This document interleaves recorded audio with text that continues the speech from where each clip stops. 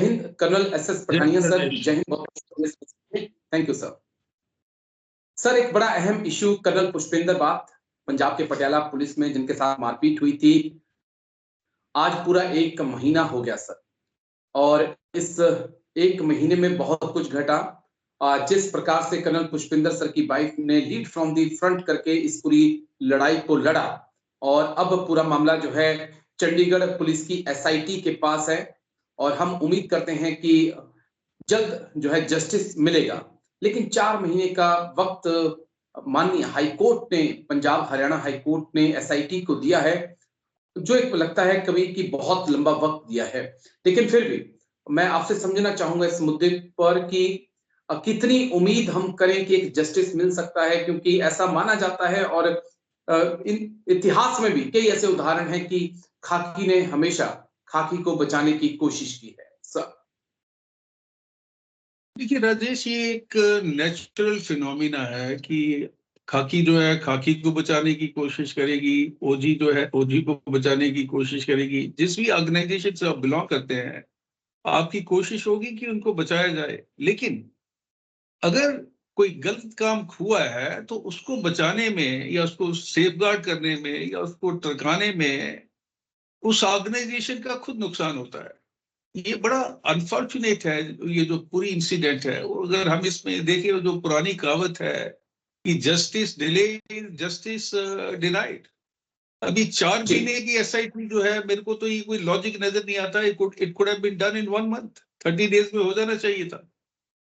तो इससे एक तो जो न्याय व्यवस्था की जो रफ्तार है उसके ऊपर सवाल उठते हैं, और उसके अलावा ये भी सवाल उठते हैं कि इतनी देर क्यों लग रही है, उसके पीछे क्या एजेंडा है। लोगों की शंकाएं बाहर आना सामने हो जाती है। अभी देखिए, इसमें मैं थोड़ा सा पीछे जाऊंगा। ये अगर हम बात करें, जब हम ब्रिटिश रूल में थे तो पुलिस का जो काम था वो ये था कि जो बाहर की हुकूमत है उसके इंटरेस्ट को प्रोटेक्ट करना, और उसी तरीके से उनको एम्पावर किया गया, तो उसी तरीके से स्ट्रक्चरिंग की गई थी। और अभी ये सिर्फ पुलिस से नहीं हो रहा है। अगर आप देखें पिछली कुछ घटनाएं, जैसे उस कर्नल सूर्य प्रताप सिंह जी को देख लीजिए, उसके बाद एक जेसीओ को टोल वालों ने पीटा था, तो ये जिहादी उनको पीट रहे हैं। तो ये एक इशू है। अगर इस मेंबर की थोड़ी है सोसाइटी, तो it calls for a correction. और किसी भी देश के जो आर्म फोर्सेस की डिग्निटी, रिस्पेक्ट और ऑनर करने की जो जिम्मेवारी है वो गवर्नमेंट की है, be it A state government और द सेंट्रल गवर्नमेंट। और इस पूरे प्रकरण में जो चीजें सामने निकल के आई हैं, जिस तरीके से चीफ मिनिस्टर पंजाब ने एक नेगोशिएशन करने की कोशिश कीजिए कि आप अपना केस वापस ले लीजिए, उनके ऊपर जो प्रेशर बनाया गया, और उसके बाद ये सारी डोमेन में खुल के सामने आ रही है, तो कहीं ना कहीं ये खाकी की इमेज उसको तो इफेक्ट। लेकिन हमारी जो आर्म फोर्सेस की जो एक्टिविटी और यूनिटी और उन्होंने उनकी जो ड्यूटीज है उसमें भी कहीं नहीं। हमारी जो मिनिस्ट्री ऑफ डिफेंस है उसका काम है कि सोल्जर्स की, उनकी फैमिलीज की, उनकी डिग्निटी की, रिस्पेक्ट की, ऑनर की इंश्योर करना कि उनकी इज्जत हो, और जो इसके खिलाफ जाते हैं उनके खिलाफ कड़े कानून लाए जाए। अब ये देखिए, अगर एक आर्म फोर्सेस को एक हेल्पलाइन इशू करनी पड़ रही है, तो आप ये देख सकते हैं कि कितना मार्जिनलाइजेशन और डाइल्यूशन आर्मी के स्टेटस का हुआ है, और उसमें गवर्नमेंट भी काफी हद तक जिम्मेवार है। आप कार्डर रिव्यू देखिए, पुलिस वालों का, आईएएस वालों का, इनका डोमिनेशन देखिए। उसके बाद इनको जो क्लास ए जो कैटेगरी में लाते हैं, फौज का पता ही नहीं है, ये प्रेसिडेंट कमीशन होते हैं, जूनियर कमीशन होते हैं, कहीं भी क्लैरिटी नहीं है।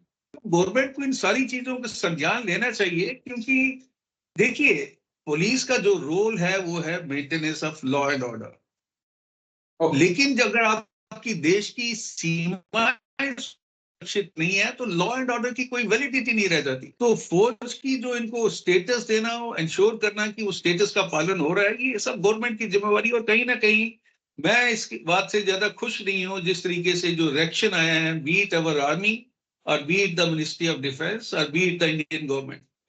इसमें थोड़ा सुधार की जरूरत है जो इनको करना चाहिए।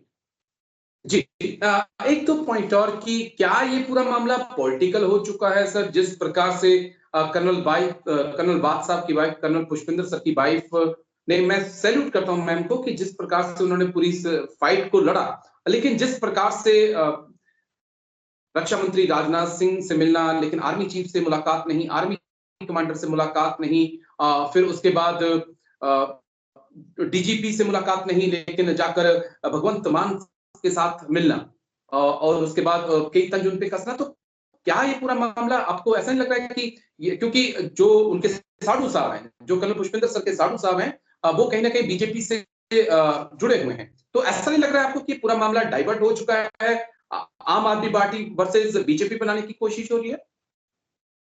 देखिए, politicisation is a different issue. यहाँ पे इशू ये है कि एक सर्विंग कर्नल को उसके साथ दुर्व्यवहार किया गया, उसके बेटे को भी पीटा गया, और Mrs Jaswinder she had run from post to pillar to seek the justice. 7 दिन अगर पुलिस एफआईआर नहीं करती है तो ये जरूरी है कि पुलिस के अंदर इस समय रिफॉर्म आए। और ये एक है, पुलिस जो है उसको कंट्रोल कौन करता है? पॉलिटिशियन। और जब पॉलिटिशियन पुलिस को बचाने की कोशिश करते हैं तो वो जो हम नेक्सस की बात करते हैं, विच इज एग्जिस्टिंग, वो कहीं ना कहीं तो है। और ये पब्लिक डोमेन में है ये चीजें, क्योंकि अपने लेवल पे पुलिस इतनी पावरफुल नहीं हो सकती है। उनको एम्पावर किया गया है, और उनको एम्पावर कौन करते हैं? ये पॉलिटिशियन।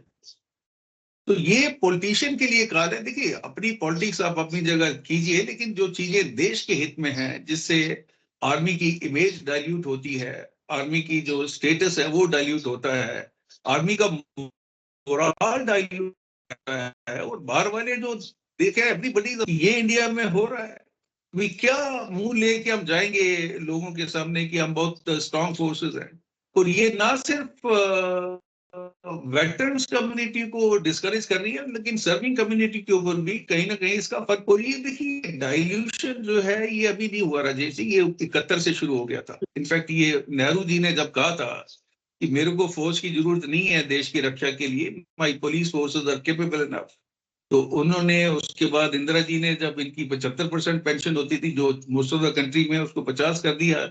सिविलियन की जो आईएएस आईपीएस वगैरह जो ब्यूरोक्रेट थे, इनको 30 से 50 कर दिया। तो लगातार डाइल्यूशन हो रहा है आर्मी के इमेज और स्टेटस में। एक नॉन फंक्शनल फाइनेंशियल अपग्रेडेशन है जो तकरीबन सबको दे दिया है, इंक्लूडिंग बीएसएफ एंड सीआरपीएफ।